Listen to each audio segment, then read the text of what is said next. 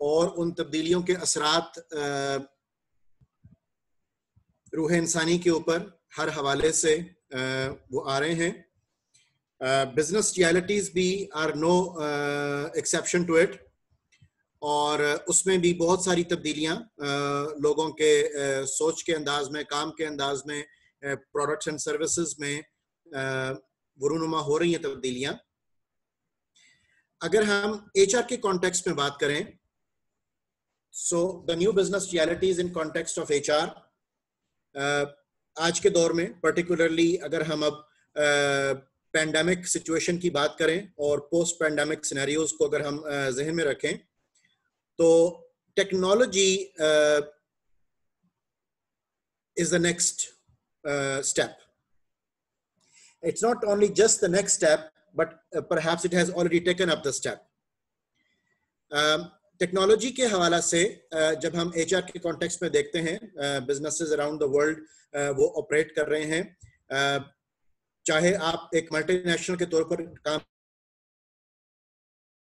ना भी कर रहे हो और भी कर रहे हो, तो उस सूरत में भी टेक्नोलॉजी के बगैर आपका स्मूथली प्रोग्रेस करना, मूव करना, डेवलप करना वो शायद मुमकिन अब नहीं होगा। Technology, as I always used to define it, कि technology is basically the set of tools and techniques, right? So we have to continuously upgrade our tools and upgrade our techniques. हमें modernisation की तरफ जाना है, हमें innovation की तरफ जाना है, हमें जिद्दत पसंदी को इख्तियार करना है, और हमें इस बात को समझना है कि टेक्नोलॉजी के हम अब मरहून मिन्नत हैं। टेक्नोलॉजी के हवाला से यहाँ पर जो मैंने पॉइंट्स 3 हाईलाइट किए हैं, the first one is the connectivity. Like आप अपने तमाम स्टेक होल्डर्स के साथ, वो कस्टमर्स हों, वो क्लाइंट्स हों, वो सप्लायर्स हों, गवर्नमेंट हो, कोई भी आप कॉन्टेक्स्ट में बात कर सकते हो कि connectivity is the foremost important thing these days. So you have to remain, always connected. 24/7, 365 आपको कनेक्ट रहना है। और अब जो आजकल का दौर है हमारे पास, everybody is having mobile phones, हर किसी के पास अब एक्सेस आ रही है of the laptops and internet connections and technological supported gadgets. अब आज के दौर में इतनी सारी एप्स हैं, हर काम के लिए आपको एप्स अवेलेबल हैं। गवर्नमेंट की बेशुमार एप्स हैं, आपको टैक्स पे करना है उसकी एप्स हैं, आपको लोगों का रिकॉर्ड मेंटेन करना है उसकी एप्स हैं, आपको कस्टमर रिलेशनशिप मैनेजमेंट करना है उसकी एप्स हैं, आपको कोई भी चीज़ जो आप सोच सकते हो which is required to run the smooth operations of business, तो उसके लिए हमारे पास systems available हैं, उसके लिए हमारे पास apps available हैं, उसके लिए हमारे पास technological support वो available है। इस सारी support से होगा क्या? इस सारी support से आपकी accessibility बढ़ेगी, ठीक है? अब आप बाउंड्री लेस ऑर्गेनाइजेशन के तौर पर ऑपरेट कर सकोगे, आप अराउंड द ग्लोब ऑपरेट कर सकते हो, आप अपने तमाम स्टेक होल्डर्स को इंस्टेंटली रिस्पॉन्ड कर सकते हो, आप कस्टमर कंप्लेंट्स को इंस्टेंटली रिस्पॉन्ड कर सकते हो, ऑटो जनरेटेड मैसेजेस आप भेज सकते हो। बहुत सारे एस्पेक्ट्स हैं जिसमें कि आपकी कनेक्टिविटी और एक्सेसिबिलिटी, ये दो चीज़ें टेक्नोलॉजी के डेरिवेटिव्स के तौर पर हमें रिक्वायर्ड हैं और मौजूद हैं।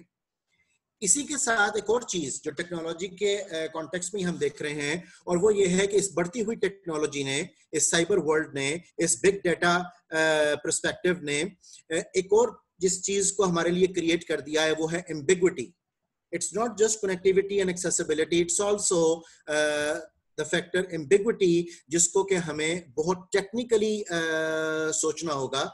जब तक हम अनसर्टेनिटीज को, रिस्क्स को बहुत टेक्निकली इवेल्युएट नहीं करेंगे, बहुत टेक्निकली उसके बारे में फीड फॉरवर्ड कंट्रोल्स क्रिएट नहीं करेंगे, जब तक हम इस एम्बिग्विटी को डील करने के लिए अपने फोरकास्टिंग को स्ट्रॉन्ग नहीं करेंगे, हमारे पास exact records and data available नहीं होगा, तब तक ये चीजें हमें कंफ्यूज से मोर कंफ्यूज वो करती जाएंगी। टेक्नोलॉजी के एस्पेक्ट्स के साथ साथ दूसरी इंपॉर्टेंट चीज जो इस वक्त हम विजुअलाइज कर रहे हैं, पर्टिकुलरली इन अगेन मैं रेफरेंस दूंगा पोस्ट पैंडेमिक सिचुएशन का, if it is post pandemic now, and that would be the industry and economic trends. हर वक्त तब्दीली गुरूनुमा हो रही है, ऑर्गेनाइजेशंस उनके कॉन्टेक्स्ट एंड फिलॉसफीज वो बदल रही हैं, प्रोडक्ट्स एंड सर्विसेज की डिमांड और उसके जो पर्सपेक्टिव्स हैं, जो इनोवेशंस हैं, जो उसमें क्रिएटिविटी है, उसमें तब्दीलियां रूनुमा हो रही हैं।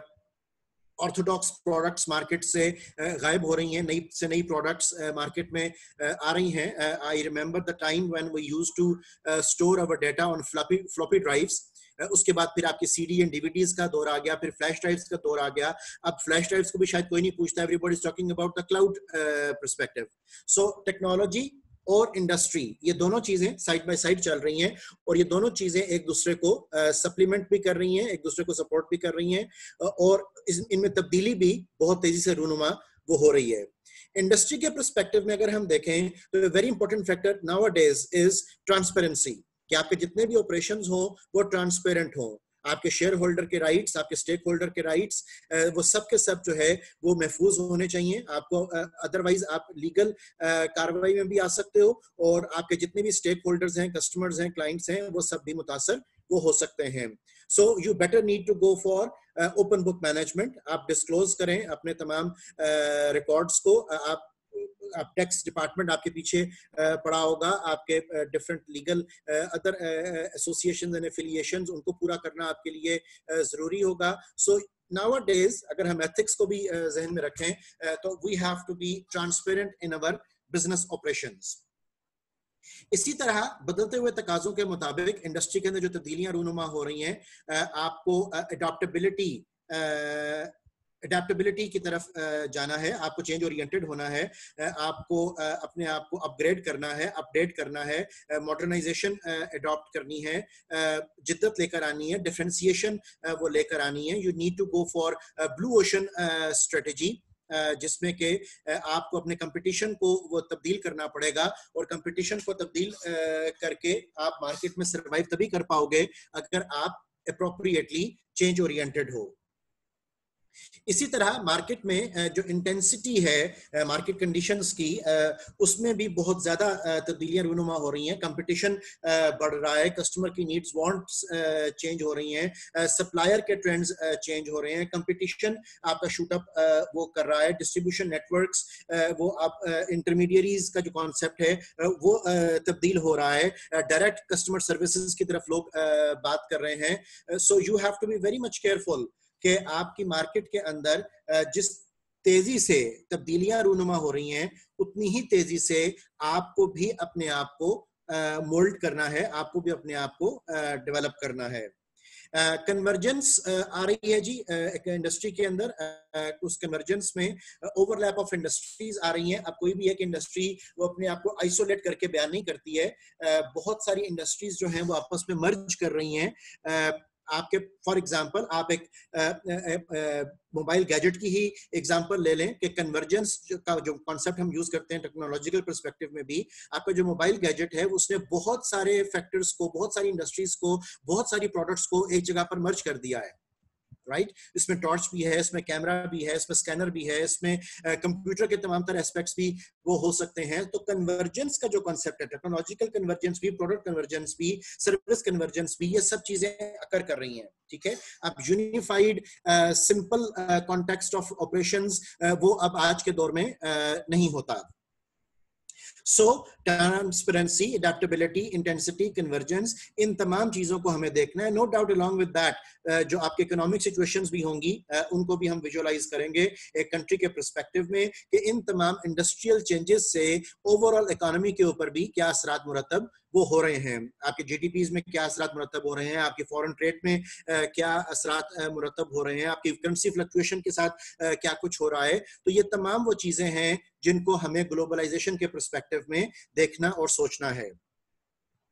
अगर हम डेमोग्राफिक्स की बात करें तो I have picked 3 points out of the long list of variables. जिसमें के the first one I would like to talk about today is the mobility, which means that movement of talent globally. लोगों को अब job के लिए एक जगह पर fix नहीं रहना पड़ता है. They move physically भी and they move virtually भी. कंप्यूटर नेटवर्क के जरिए घर बैठकर भी आप दुनिया में कहीं पर भी ऑपरेट कर सकते हो, काम कर सकते हो. तो अब ये जो टेक्नोलॉजिकल कनेक्टिविटी एक्सेसिबिलिटीज थी, जो industrial transparency, adaptability, intensity and convergence थी, इसने हमें कई तरह की मोबिलिटीज, टैलेंट की अवेलेबिलिटी वो प्रोवाइड करती है. इसी तरह डाइवर्सिटी, जब मोबिलिटी होगी तो ऑब्वियसली उससे डाइवर्सिटी भी क्रिएट होगी. ग्लोबलाइजेशन ऑफ वर्कफोर्स अब वो हो रही है. रंगो मजहब का इम्तजाज जो है वो वर्क प्लेस के ऊपर पर्टिकुलरली उसको कंसिडर नहीं किया जाता, एज को कंसिडर नहीं किया जाता. Gender is not any more any big issue for the working organisations unless and until कि वो चीज बोनाफाइड ऑक्यूपेशनल क्वालिफिकेशन के कॉन्टेक्स्ट में वो डिस्कस की जा रही हो. सो डाइवर्सिटी दिन ब दिन वो बढ़ रही है. आपके बहुत सारे जो एज ब्रैकेट्स हैं, जैसे हम डिस्कस करते हैं concepts like baby boomers, baby busters, generation X, generation Y, millennials. So ये सब जो जनरेशंस हैं ये अब आपस में मिलजुल कर इकट्ठे कॉन्टेक्स्ट में वो काम कर रही हैं. और कुछ जनरेशन ऑब्वियसली इसमें से खत्म भी हो रही हैं. कुछ जनरेशन जो हैं वो अब बहुत तेजी से वर्क प्लेस के अंदर उन निकलते हुए जो सीनियर लोग हैं, जो रिटायर लोग हैं, उनको रिप्लेस भी कर रही हैं. तो diversity is the word of today's context. So globalization of workforce, that is all taking place. इसी तरह जब डेमोग्राफिकल एस्पेक्ट्स में हम मोबिलिटी और डाइवर्सिटी की बात करेंगे, हम इंडस्ट्रियल कॉन्टेक्स्ट में ट्रांसपेरेंसी, कन्वर्जेंस, इंटेंसिटी की बात करेंगे, टेक्नोलॉजिकल डिस्कशंस आएंगी, तो इन्हीं सब के साथ साथ there is a very important concept which is spirituality at work place. इसको भी हमें सोचना है. तो spirituality at the work place का जो कॉन्टेक्स्ट है वो बेसिकली ये है कि there is a need for trust and values. और याद रखिएगा कि आप टेक्नोलॉजिकली जितना मर्जी एडवांस कर जाएं, आप इंडस्ट्रियल चेंजेस को जितना मर्जी अडॉप्ट कर लें, लेकिन अगर आप ट्रस्ट वर्दी नहीं है, आपके एथिकल कॉन्टेक्स्ट जो है वो इन अलाइनमेंट नहीं है, आप वैल्यूज को नहीं सोचते हो, वैल्यूज को बेस नहीं बनाते हो, तो माइंड यू कि आपको ऑर्गेनाइजेशनल कॉन्टेक्स्ट में, इंडस्ट्रियल कॉन्टेक्स्ट में किसी वक्त भी चैलेंज वो किया जा सकता है, या आपके इवन एग्जिस्टेंस भी चैलेंज वो हो सकती है. तो अपने स्टेक होल्डर्स के साथ भी, आपके इंटरनल कस्टमर्स के साथ भी, आपके एम्प्लॉइज हैं, आपके एक्सटर्नल कस्टमर्स भी हैं, इन सब के साथ आपको an environment of trust और an environment of strong value system जो है उसके साथ वो चलना होगा. अदरवाइज आपके लिए आपका सर्वाइवल भी चैलेंज वो हो सकता है. सो अभी तक जो हमने एक ग्लोबल पर्सपेक्टिव में बदलते हुए तकाज़ों के मुताबिक जो विजुअलाइज किया वो ये है कि न्यू रियलिटीज इवॉल्व कर रही हैं, और इन तमाम रियलिटीज का, जो बिजनेस रियलिटीज इवॉल्व कर रही हैं, इसका बहुत डायरेक्ट इम्पैक्ट है on the HR. The reason being कि obviously हर डिपार्टमेंट में इन तमाम टेक्नोलॉजिकल पर्सपेक्टिव्स को, इन तमाम चेंजेस को, इन तमाम डाइवर्सिटीज को एक्चुअली जिसने मैनेज करना है, जो इसके एक्सपोजर में है, वो ह्यूमन ही है. तो we have to be very much careful कि इन तमाम एस्पेक्ट्स का जो impact on the human element आ रहा है, उस सब को हम किस तरीके से टैकल और किस तरीके से सपोर्ट करें. So in the context which we have started, what are the new HR challenges? HR का जो सबसे बड़ा चैलेंज हमारे सामने आ रहा है अब इस सारे सिनेरियो के अंदर, वो ये है कि we have to capture the hearts and minds of good reliable employees. जो HRM की एक टिपिकल डेफिनेशन मैं हमेशा डिस्कस करता हूँ कि put the right person at the right job at the right time. So वो जो right person है उस तक पहुंचना हमारे लिए बहुत बड़ा एक चैलेंज है. और वो right person which is no doubt qualified as well, उसकी जो बेसिक डेफिनेशन हम बनाते हैं दैट वुड बी कि उसके KSAOs, knowledge, scalability and other personality traits should be equal to TDRs, task, duties and responsibilities. So उस right employ को ढूंढना, उन KSAOs को इन्वेस्टिगेट करना, ये आज की हमारी मेन डिस्कशन का पार्ट वो बनेगा. एक और चीज याद रखिएगा कि whenever you are looking for the talent, whenever you are looking for the right people, remember that sometimes you will happen to find somebody who are not who are not stars actually, ठीक है, वो बहुत shining नहीं है, बहुत talented, बहुत उसका high calibre, high IQ, high EQ शायद उसके पास नहीं है, बट एक चीज जो बहुत इंपॉर्टेंट याद रखने की है, और वो ये है कि are you really looking for very high talent, are you really looking for very high IQ, are you really looking for very high EQ, और for that matter SQ. So हमें बहुत केयरफुली इस बात को सोचना पड़ेगा कि if somebody is even not a star, तो क्या वो हमारी कंपनी के लिए स्टिल वर्केबल है कि नहीं. हो सकता है कि जो बहुत टैलेंटेड हो वो बहुत कॉस्टली भी हो. That is a very important factor I am going to tell you.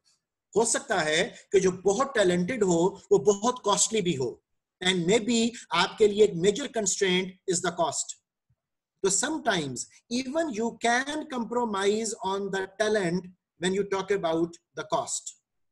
ठीक है, इसको अगर आप अपनी इकोनॉमी के हवाले से, अपने पर्सपेक्टिव में, अपनी लोकल इंडस्ट्री के कॉन्टेक्स्ट में भी देखो, तो आपको मेरी बात बड़ी वाज़ेह तौर पर समझ आएगी कि कितनी आजकल की हमारी ऑर्गेनाइजेशंस हैं, फैक्ट्रीज हैं, आपके डिफरेंट कारखाने हैं, बैंक्स हैं, होटल्स हैं, who are actually looking for super level of talent and IQ and everything.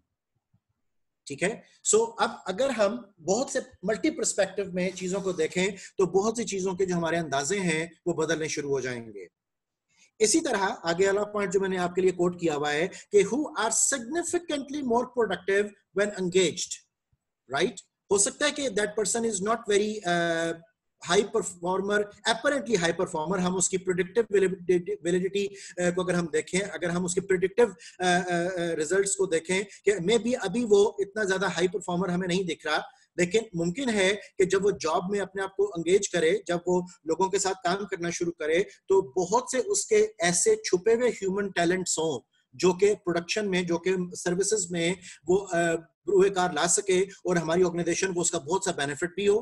अब apparently the person is not of that caliber, apparently the person is not high value, high values का तो होगा, high उसका IQ नहीं है, लेकिन ये बात याद रखिएगा कि at the same time the person can be fruitful, the person can be cost effective, the person can be effective and efficient for the organization. So ये सब HR का चैलेंज है कि हम किस तरीके से इन एस्पेक्ट्स को टैकल कर पाते हैं, and we have to be sensitive and careful about it. Therefore, अभी तक जो हमने एक सिनेरियो डेवलप करना शुरू किया कि people are not your most important asset, right? So everybody is not actually, the right people are. And the definition of the word right is not always, जो मैं point emphasize करवाना चाहता हूँ इस वक्त, वो ये है कि the definition of the word right does not always mean a superstar, right? So we have to be careful in our definition of the right. Now, Aahista Aahista चीजों को थोड़ा सा टेक्निकल करना शुरू करते हैं. There is a difficulty finding talent, and that difficulty finding talent में कुछ चीजें अब हम देखते हैं. 31% of employers worldwide have cited lack of suitable talent available in their markets. ठीक है, ये बड़ा एक important context है. For example, जो graduates हैं उनका एक claim है कि जी मार्केट में नौकरियां नहीं मिलती. अगर आप इंडस्ट्री को जाकर देखो तो इंडस्ट्री वाले शोर में चाहते हैं कि जी हमें क्वालिफाइड लोग नहीं मिलते. ठीक है, सो दैट मींस कि there is some serious gap in between what the academia is producing and what industry is demanding. ठीक है, सो अभी जैसे अभी आपके सामने मैं ये एक एविडेंस शो कर रहा हूं. मैन पावर, ये आपका इनकॉर्पोरेशन ने सर्वे किया था 2008 में, एंड नो डाउट 12 इयर्स इस बात को हो गए, लेकिन still the context is even worse if not the same. So 31% of employers worldwide have cited lack of suitable talent available in their markets. That does not mean कि वहां पर पढ़े लिखे लोग नहीं थे. That does not mean कि उन मार्केट्स में ग्रेजुएट्स नहीं है. ग्रेजुएट्स हैं, लेकिन जो suitable talent इंडस्ट्री को particularly required था, that is lacking. अगला कॉन्टेक्स्ट देखिए बेटा. 37% of organizations feel that their ability to identify potential from within the organization is a weakness.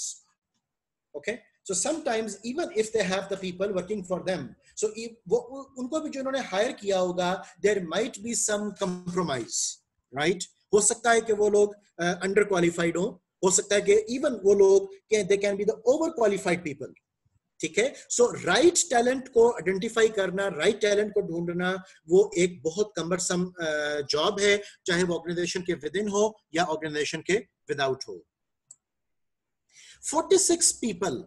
46% of organizations do not have a formal process for identifying and developing candidates for leadership potential, ठीक है? अब ये lack सिर्फ academia को भी हम blame और claim नहीं कर सकते हैं, हम सिर्फ ये नहीं कह सकते हैं कि जी लोग जो ग्रेजुएशन करके आ रहे हैं वो इस काबिल नहीं है। ऑर्गेनाइजेशंस के एंड पर भी about half of the organizations that do not have a formal process for identifying and developing candidates for leadership positions, वहां पर भी बहुत कुछ लैक करता है। ऑर्गेनाइजेशंस के पास भी ट्रेनिंग एंड डेवलपमेंट की बहुत ज्यादा कमी है। फॉर एग्जाम्पल, अगर एक एम्प्लॉय एक ऑर्गेनाइजेशन को ज्वाइन करता है और 10 साल उस ऑर्गेनाइजेशन के साथ एसोसिएटेड रहता है, बड़ा डेडिकेटेडली वहां पर काम करता है, और 10 साल के बाद जब वो कंपनी छोड़ता है तो उसको पता चले कि वो 10 साल जमाने से पीछे रह गया, तो whose fault it is? Perhaps दोनों की गलती होगी, लेकिन also it is the fault of the organizations कि उन्होंने अपने एम्प्लॉइज को अपडेट और अपग्रेड करने के बारे में नहीं सोचा। उन्होंने उस पैसे को जो एम्प्लॉय के ट्रेनिंग एंड डेवलपमेंट पे लगेगा, उन्होंने हमेशा उसको कॉस्ट समझा, उसको इन्वेस्टमेंट कभी नहीं समझा, ठीक है? आपको पता है कि स्ट्रेटेजिक ह्यूमन रिसोर्स मैनेजमेंट की जब हम बात करते हैं तो वो तमाम रकम जो आप लोगों की ट्रेनिंग एंड डेवलपमेंट पर लगा रहे हो, उसको वो एज ए कॉस्ट ट्रीट करने की बजाय एज एन इन्वेस्टमेंट ट्रीट करते हैं। And eventually the idea is कि आप उसके ऊपर ROI भी कैलकुलेट करो, रिटर्न ऑन इन्वेस्टमेंट भी कैलकुलेट करो। तो we have to be very much careful in our context कि किस किस्म की एनवायरनमेंट जो है वो अब हमारा वेट कर रही है, और उस एनवायरनमेंट में हमने किस तरीके से अपना सर्वाइवल वो इंश्योर करना है। Look at another context. Risks for not managing talent. It says that when there is no succession management system in place, 49% of those who are promoted to top management jobs fail. ठीक है? एक बड़ा interesting concept है industrial organizational psychology के हवाला से, and that concept is Peter principal.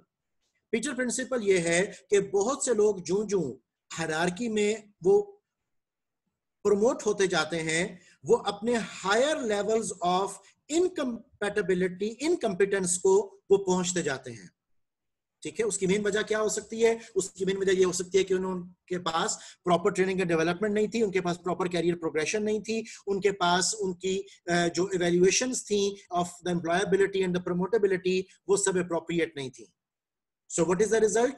कि when there is no succession management system, one aspect is कि अगर सक्सेशन मैनेजमेंट सिस्टम प्रॉपर नहीं है, आपने लोगों की एम्प्लॉयबिलिटी एंड प्रमोटेबिलिटी के बारे में नहीं सोचा, 49% of those who are promoted to top management jobs, they fail, or eventually the question is who is going to suffer?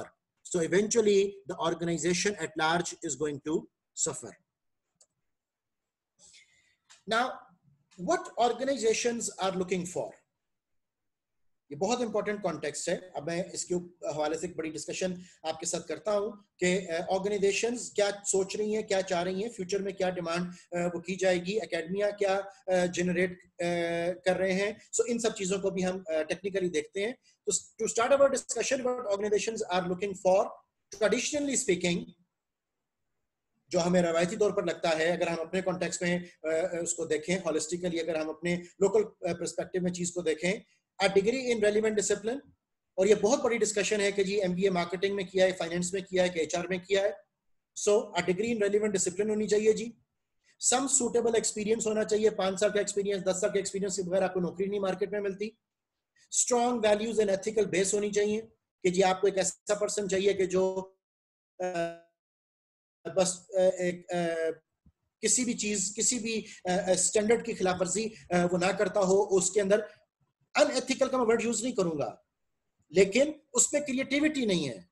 वो सिर्फ हमेशा क्या सोचता है कि there is one best way of doing things, जबकि देयर इज अ पॉसिबिलिटी कि we can get the same result with so many other ways as well. So way out ढूंढने की बात है यहां पर, कहीं पर भी वैल्यूज पे कंप्रोमाइज या एथिक्स पे कंप्रोमाइज करने की बात नहीं है। You must be able to identify some way out. आपको एक नया रास्ता ढूंढने की कैपेबिलिटी जो है वो आप में होनी चाहिए। इसी तरह रिसोर्सफुलनेस और कॉन्टेक्स्ट वाला बंदा जी हमने हायर करना है, ठीक है जी, वो बंदा जी कंपनी के लिए बहुत फायदेमंद है। लेकिन ये सब चीजें कई हवालों से चैलेंज वो हो जाती हैं। इसी तरह ट्रेडिशनली ये समझा जाता है कि शायद आपको हार्ड वर्कर चाहिए, लेकिन माय वेरी डियर स्टूडेंट्स, हमेशा याद रखिएगा कि never in your life work hard, because hard work आपको थका देगा। आपने जो काम करना है वो हार्ड वर्क कभी नहीं करना।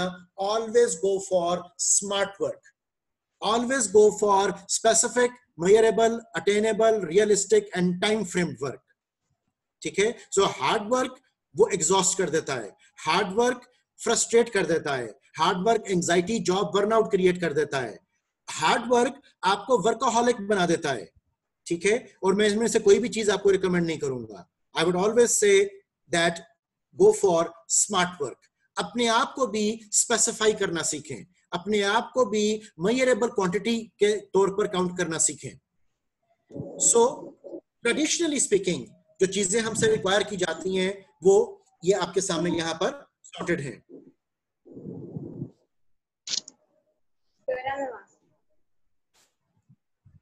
काइंडली अपने माइक्रोफोन्स बेटा ऑफ कर दीजिए।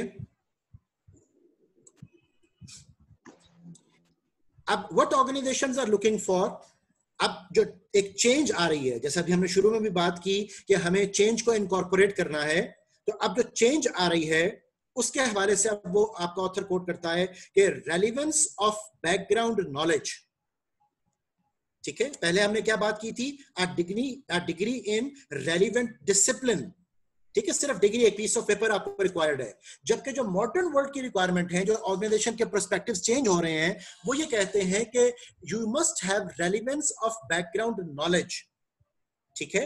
आपके पास कोई ना कोई experience, exposure, education for that matter, yes, वो भी होनी चाहिए। आपका अपना एप्टीट्यूड और कंसर्न भी होना चाहिए, आपका एटीट्यूड होना चाहिए टुवर्ड्स दैट पर्टिकुलर सिनेरियो जिसके बारे में आप काम करना चाहते हो। इसी तरह सिर्फ experience is not something we are looking for. 5 साल का वर्क एक्सपीरियंस, 10 साल का वर्क एक्सपीरियंस, याद रखिएगा कि work experience is a two edged sword, ठीक है। ये दो धारी तलवार की तरह है, ये अगर आपको एक तरफ फायदा दे सकती है तो एक तरफ बहुत बड़ा नुकसान भी दे सकती है। So hands on situational experience जो है, that is what we require. आपने एक ऑर्गेनाइजेशन को 5 साल सर्व किया और उस ऑर्गेनाइजेशन के अंदर आपकी परफॉर्मेंस लेवल क्या था, इसको सोचे बगैर हम सिर्फ अगर आपके एक्सपीरियंस डेटा को देखना शुरू करते हैं कि जी 5 साल का वर्क एक्सपीरियंस है, so that is not what modern organizations are looking for. उसके बाद आपका वर्क एटीट्यूड होना चाहिए, एंड वर्क एटीट्यूड जाहिर है कि उस वक्त तक डेवलप नहीं होता जब तक आपका राइट पर्सनैलिटी ट्रेट्स उस जॉब के साथ मैच वो ना करती हूं, जब तक आपकी पर्सनैलिटी जॉब जो मिक्स है, पर्सनैलिटी जॉब जो फिट है, जब तक वो क्रिएट ना हो। सो राइट एटीट्यूड में सिर्फ पर्सनैलिटी का एस्पेक्ट नहीं है, इसमें आपका कैलिबर भी है, इसमें आपका एप्टीट्यूड भी है, और इसमें आपके कंसर्न्स ऑफ लाइफ भी हैं, इसमें आपके एम्बिशंस भी हैं कि what eventually you want to get out of life, ठीक है। So that is again counted in your right attitude. And remember, right attitude is something which is required at the most. Okay? याद रखें कि आपका CGPA, आपको कितनी theories आती हैं, ये चीजें बहुत जल्द फेड आउट कर जाएंगी। जो चीज बाकी रहती है आपके हवाला से, that is your attitude. ठीक है, मैं अक्सर ये बात अपने स्टूडेंट से शेयर कर चुका हूं कि MBA is the other name of an attitude. और अगर आपका एटीट्यूड डेवलप नहीं हुआ, अगर आपके किरदार में, अगर आपकी गुफ्तार में, अगर आपके हर अमल में आपका प्रोफेशनलिज्म नहीं आ रहा, आपका प्रोफेशनलिज्म नहीं डेमोन्स्ट्रेट हो रहा, तो याद रखिए कि उस सूरत में आप जो है वो एक level ahead, level and onward शायद आप ग्रो ना कर सकें। सो रिमेंबर, इसका कोई वे आउट नहीं है। रिमेंबर कि एटीट्यूड का एप्रोप्रिएट होना वो बहुत जरूरी है, राइट? और professional attitude in every perspective of life का मतलब ये हरगिज नहीं है कि आप वर्क लाइफ बैलेंस पे भी कंप्रोमाइज कर बैठो, ठीक है। You have to know कि what are the attitudes required domestically and socially, and what are the aptitudes and attitudes required at workplace. Smart work, obviously, जैसा भी आपको मैंने पहले बताया, इसी तरह आपकी IT skills जो हैं वो बहुत इंपॉर्टेंट है।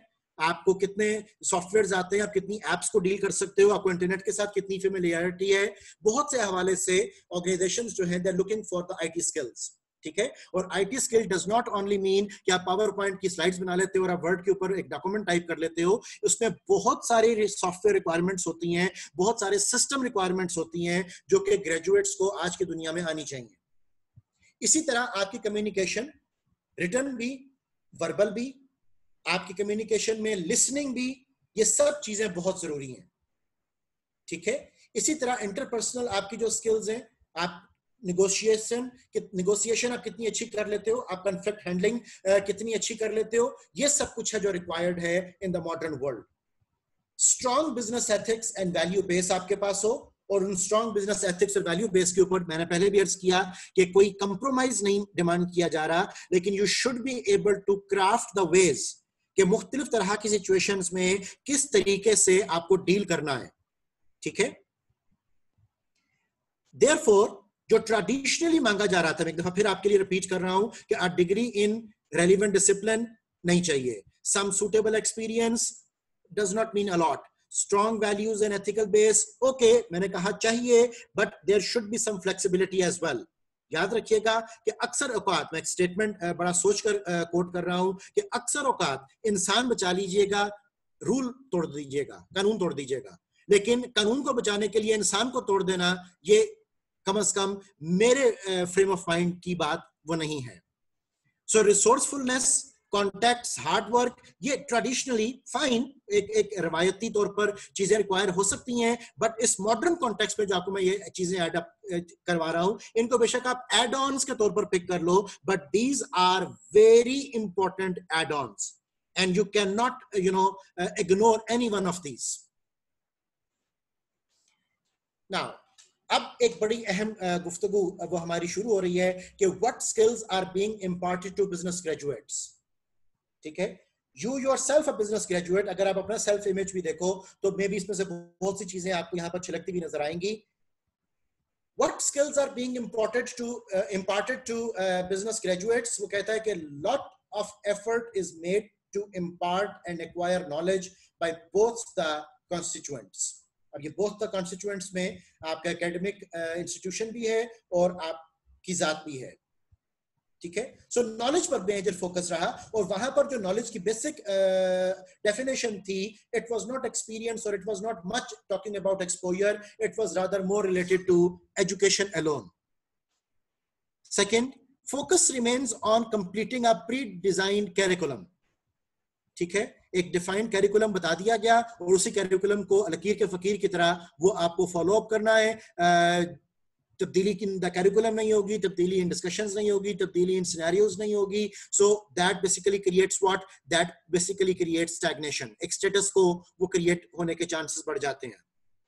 This knowledge base is measured on traditional parameter of testing mainly. अब वो जो पैरामीटर हमने पिक किया, जो आपका इवैल्यूएशन का पैरामीटर था, असेसमेंट पैरामीटर था, वो बेसिकली क्या था जी, क्विज़ेस, एग्जामिनेशंस एंड इवैल्यूएशंस आपकी किन बेसिस पर हो रही हैं।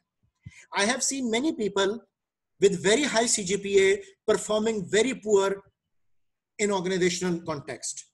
And I have also seen some people with low CGPA, relatively low CGPA. I'm not saying disastrous CGPA, but relatively low CGPA, but they are doing very fine jobs in organizations.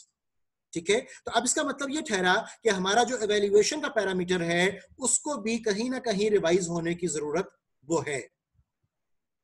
Next, a reasonably good basic computer literacy, ये एक business graduate से demand की जाती है और वो होनी चाहिए। आपको डिफरेंट सॉफ्टवेयर्स के बारे में वो पता होना चाहिए। यू शुड बी नोइंग कि जी माइक्रोसॉफ्ट प्रोजेक्ट कैसे ऑपरेट करता है, आपको यू शुड बी नोइंग कि ईआरपी सिस्टम्स कैसे ऑपरेट करते हैं। तो बहुत सारी चीजें, reasonably good basic computer literacy वो होनी चाहिए, लेकिन उस बेसिक से बियॉन्ड भी अगर आप अपनी कैपेबिलिटीज को, अपनी स्किल्स को बढ़ा सको तो that is like for your own benefit.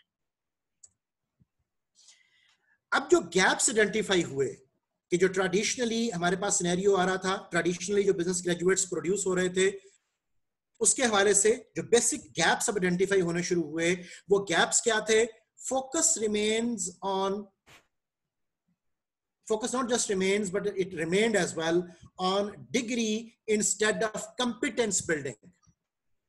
ठीक है, competence वो बैकग्राउंड में चली गई और सिर्फ ये देखा गया कि जी डिग्री हासिल होनी चाहिए, कोर्स पास होना चाहिए, ग्रेड आना चाहिए। आप उसमें लर्न क्या कर रहे हो, आपका अपना एप्टीट्यूड और एटीट्यूड क्या था, आपने अपनी सेल्फ एफर्ट कितनी की है, आप कितने प्रोएक्टिव थे, ये सब चीजें आप बस पुश डाल देते हो। ठीक है, so rather being proactive, most of the time students are only reactive. Okay, rather than taking up the responsibility, they are always trying to find the chance to put the blame on others.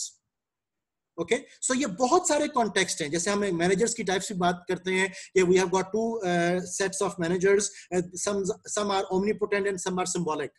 ठीक है, तो इसी तरह students भी मेरा ख्याल है कि some are omnipotent and some are symbolic. ठीक है, सिंबॉलिक जाहिर है कि वही होगा कि जो हर वक्त ब्लेम और क्लेम दूसरों पर डालने को भाग रहा है, जबकि ओमनीपोटेंट का जो स्टाइल होगा वो ये होगा कि वो प्रोएक्टिव होगा। ठीक है, सो फोकस जो था, जो मेजर कोर गैप्स हमने आइडेंटिफाई किए, वो फोकस सिर्फ डिग्री की हद तक रह गया। कंपिटेंस को बिल्डअप करने की जो कैपेबिलिटी थी वो कम होनी शुरू हो गई। और उसमें अगेन आपका अपना पर्सनल जो इन्वॉल्वमेंट है, माइंड यू कि वो सबसे इंपॉर्टेंट है। ठीक है, at the end of the day आप किसी भी फोरम पर जाके ये क्लेम शायद नहीं कर सकोगे कि आपको बताया नहीं गया था। आपने खुद जानने की कोशिश कितनी की थी, ये चीज ज्यादा इंपॉर्टेंट है। हमारा सेशन टाइम यहां पर खत्म हो रहा है। इंशाल्लाह नेक्स्ट सेशन में आपसे मुलाकात होती है। सो टिल देन, खुदा हाफिज।